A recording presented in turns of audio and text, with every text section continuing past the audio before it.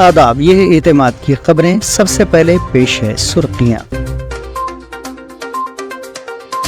शेख हसीना 2 रोज़ा हिंदुस्तानी दौरे पर, सदर जमहूरिया व नायब सदर जमहूरिया से करेंगी मुलाकात। पेपर लीक बहुत बड़ी बीमारी, कसूरवारों को सजा दी जाए, कांग्रेस हेडक्वार्टर से राहुल गांधी की प्रेस कॉन्फ्रेंस। नीतीश कुमार हुकूमत को बड़ा झटका, 50% रिजर्वेशन को बढ़ाकर 65% के फैसले को पटना हाई कोर्ट ने किया मंसूख। हैदराबाद में बुरखापोश डाकुओं ने सोने की दुकान लूटकर किया दुकान मालिक पर हमला, दुकानदार जख्मी, डाकू फरार। सिकंदराबाद रेलवे स्टेशन पर खड़ी ट्रेन की 2 बोगियों में लगी भयानक आग, किसी जानी नुकसान की कोई इत्तला नहीं, पुलिस मसरूफ तहकीकात। वजीर खारजा एस जयशंकर श्रीलंका के एक रोज़ा सरकारी दौरे पर जुमेरात को कोलंबो पहुंचे। डॉक्टर जयशंकर अपने दौरे के दौरान श्रीलंका की क़यादत के साथ शराकत दारी के वसी उमूर पर तबादिल ख्याल करेंगे। वज़ीर ख़ारजा ने एक्स पर अपनी पोस्ट में कहा, नई मुद्दत कार में अपने पहले दौरे को कोलंबो पहुंचा हूँ। पुरतगाल इस्तकबाल के लिए वज़ीर मुमलिकत थोरका बालासूरिया और मशरिकी सूबे के गवर्नर एस थॉन्डोमन का शुक्रिया। क़यादत के साथ मीटिंगों का मुंतज़िर हूँ। श्रीलंका हमारी पड़ोसी पहले और ओशन पॉलिसियों में मरकज़ी हैसियत रखता है। इससे कबल डॉक्टर जयशंकर की यहाँ आमद पर बालासूरिया और थॉन्डोमन ने इनका इस्तकबाल किया था। वो सदर रानिल विक्रमार्का सिंघे और वज़ीर आज़म दिनेश गोना से खैर सगाली मुलाकात करेंगे।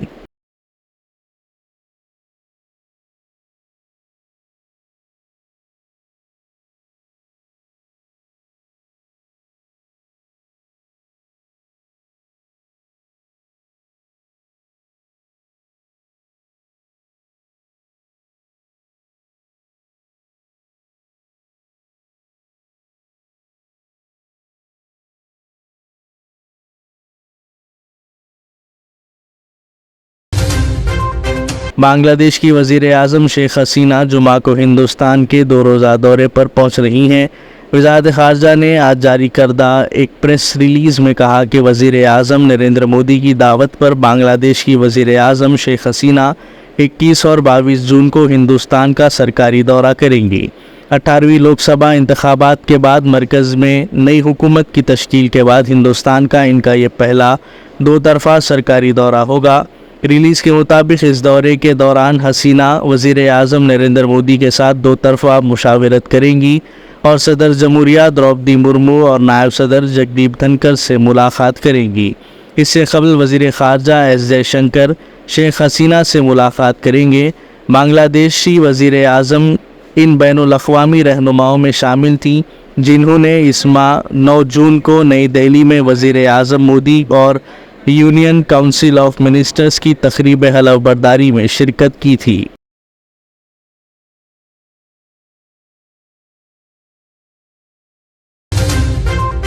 दिल्ली के वज़ीर आला अरविंद केजरीवाल को शराब पॉलिसी केस में ज़मानत मिल गई। केजरीवाल के वकील ने अदालत में दलील दी कि इन्फोर्समेंट डायरेक्टरेट ईडी के पास इनके खिलाफ कोई सबूत नहीं है। इम्कान है कि कल जेल से बाहर आ जाएंगे क्योंकि ज़मानत का हुक्म रात 8 बजे जारी हुआ, ताहम जेल की कार्रवाई शाम सिर्फ 5 बजे तक ही होती है।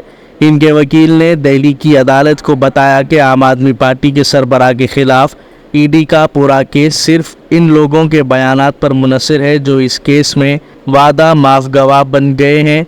अदालत ने ईडी की दरख्वास्त को मुस्तरद कर दिया कि ज़मानती बॉन्ड पर दस्तखत करने के लिए इन्हें कम से कम 48 घंटों का वक्त दिया जाए ताकि मरकज़ी एजेंसी इसे मुताल्लिक़ा अदालत में चैलेंज कर सके।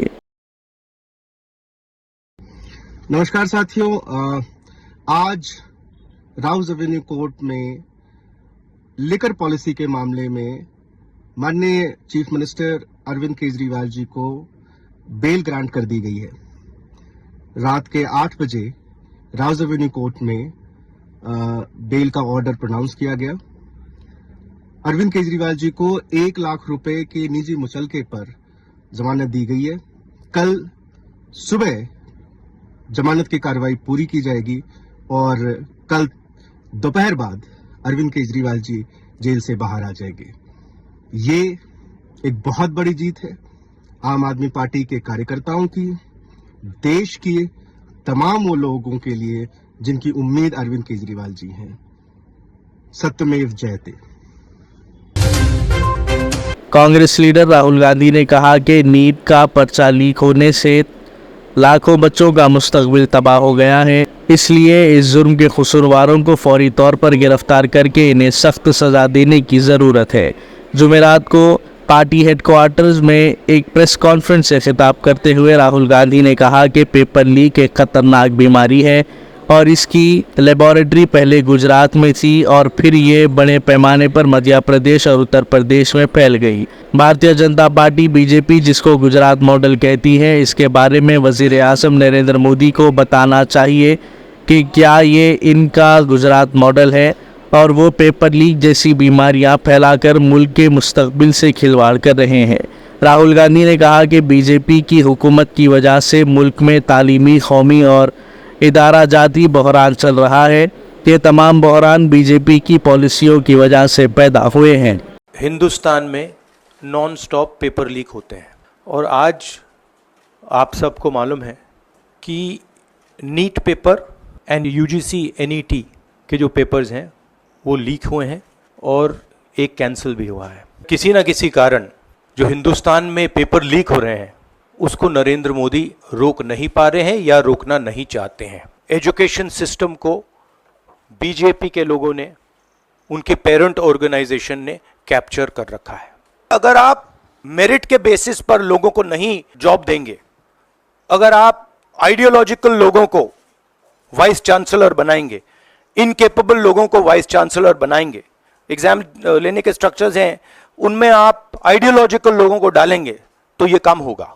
इस कैप्चर को फैसिलिटेट नरेंद्र मोदी जी ने किया है और ये एक एंटी नेशनल एक्टिविटी है। देश जानता है कि इसका पहले एपिसेंटर मध्य प्रदेश हुआ करता था, वहां पे 40-50 लोगों की हत्या हुई थी। आप जानते हो कि गुजरात में, उत्तर प्रदेश में और मध्य प्रदेश में इन चीजों का एपिसेंटर है। और आप ये भी जानते हो कि बीजेपी के लोग कहते हैं कि हमारी लेबोरेटरी मध्य प्रदेश और गुजरात है। तो लेबोरेटरी से यह काम शुरू हुआ है और अब यह काम देश में फैल रहा है और आपका इससे नुकसान हो रहा है।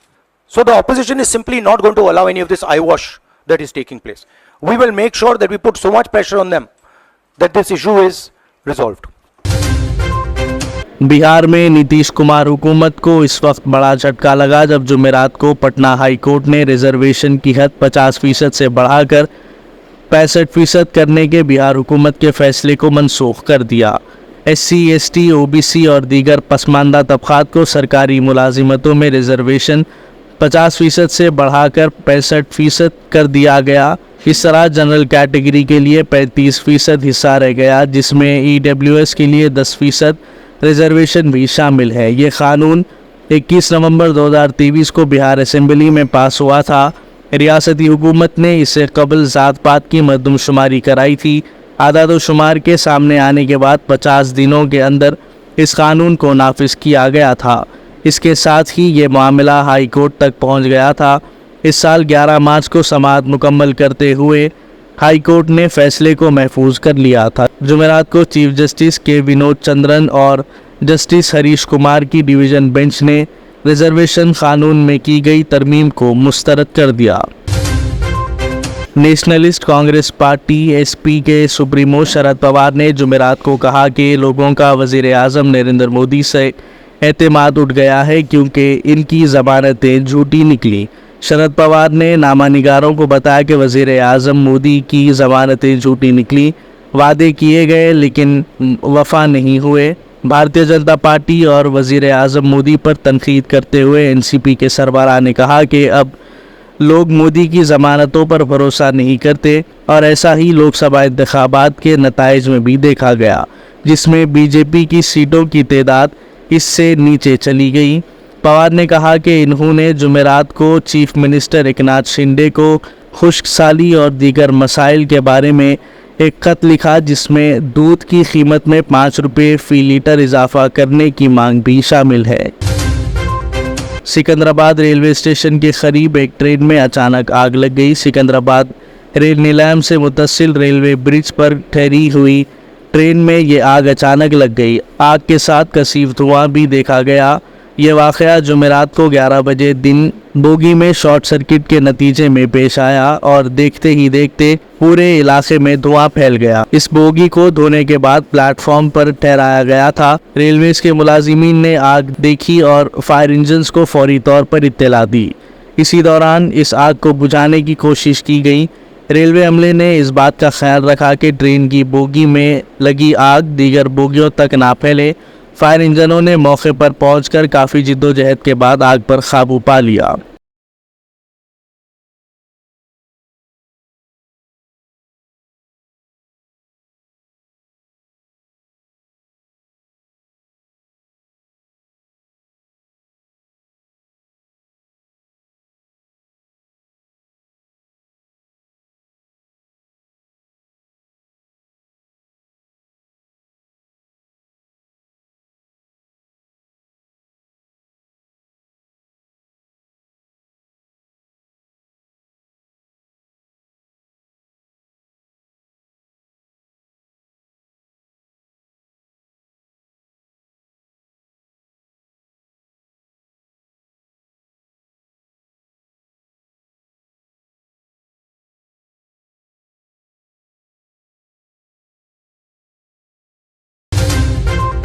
तेलंगाना की अपोजिशन जमात बीआरएस के रुकन असेंबली जी महिपाल रेड्डी के मकान की ईडी ने तलाशी ली। ईडी की टीमों ने इनके और इनके भाई मधुसूदन रेड्डी और रिश्तेदारों के मकानात की एक साथ तलाशी ली। ये तलाशी पटनचेरू के 3 इलाकों में की गई। बताया जाता है कि माइनिंग के एक मामले के सिलसिले में ये तलाशी ली गई। इस तलाशी मुहिम का आगाज़ सुबह 5 बजे से हुआ। वाज़ेह रहे कि कबलजी माइनिंग के सिलसिले में एक मामला मुकामी पुलिस स्टेशन में दर्ज किया गया था और जी मधुसूदन रेड्डी को पुलिस ने गिरफ्तार भी किया था। इन्हें संगारेड्डी जेल में महरूस रखा गया था। इस मामले के पेश नज़र मरकज़ी एजेंसी ने भी एक मामला दर्ज किया था जिसकी बुनियाद पर यह तलाशी ली गई। मरकज़ी एजेंसी की इस कार्रवाई की इत्तला के साथ ही बीआरएस के लीडरान और कारकुनों की बड़ी तादाद रुकन असेंबली के मकान के करीब पहुंच गई, जिन पर मुकामी पुलिस के साथ साथ सेंट्रल आर्म फोर्सेस ने काबू पाया। हैदराबाद में दिन दहाड़े एक ज्वेलरी शॉप में बुरखापोश गुंडों ने सोने की दुकान के मालिक पर चाकू से हमला करते हुए इसे डरा धमकाकर जेवरात लूटकर फरार हो गए। हैदराबाद के मुजाफाती इलाके मिर्चल में वाक़े जगदम्बा ज्वेलरी शॉप में बुरखा पहने 2 लुटेरे सोने की दुकान पर आए और दुकान के मालिक के गले पर चाकू से वार करके जेवरात और सोना लूटकर फरार हो गए। पुलिस ने इस वाक़े पर मुकदमा दर्ज कर लिया है और हमलावरों की तलाश शुरू कर दी। ये वारदात सीसीटीवी कैमरे में कैद हो गई और सोशल मीडिया पर वायरल कर दी गई। इसमें देखा जा सकता है कि 2 बुरखापोश लुटेरों ने दुकान में घुसकर चंद मिनटों में जेवरात लूट लिए और वहां से राह फरार इख्तियार कर ली।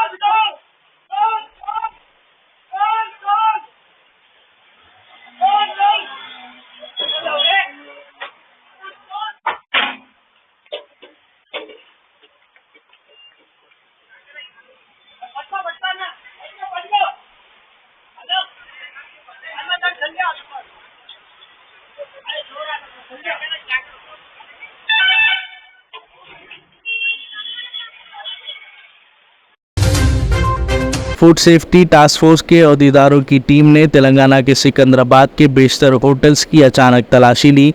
कवायद की खिलाफ वर्जी करते हुए चलाई जाने वाली होटलों के साथ साथ हिफाज़ान सेहत का ख्याल न रखने वाली होटलों के खिलाफ कार्रवाई की गई।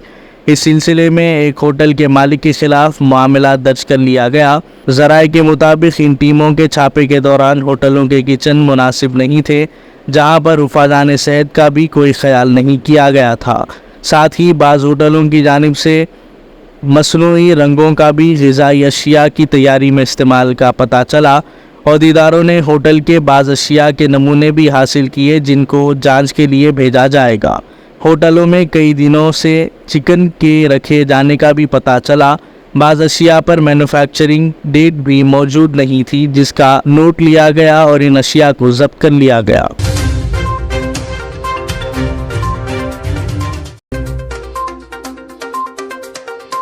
शेख हसीना 2 रोज़ा हिंदुस्तानी दौरे पर सदर जमहूरिया व नायब सदर जमहूरिया से करेंगी मुलाकात।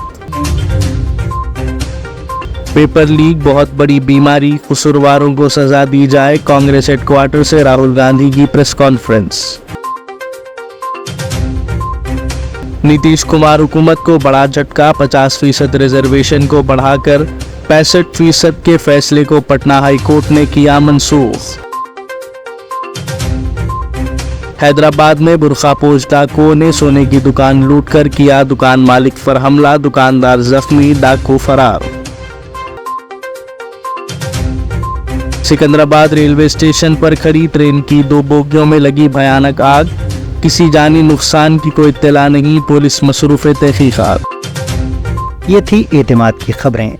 आज की खबरें यहीं खत्म होती है। कल दोबारा फिर आपसे मुलाकात होगी, तब तक के लिए इजाजत।